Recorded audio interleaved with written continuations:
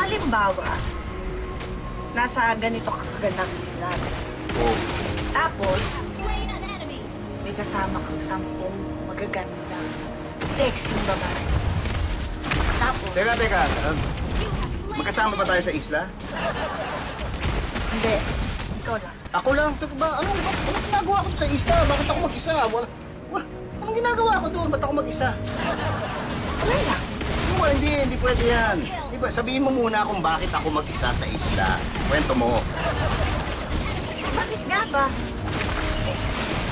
Hindi ko alam, di ba? Ba't nakilagawa mo doon? Babalik ko. Kwento mo yan eh. Anong kwento ko?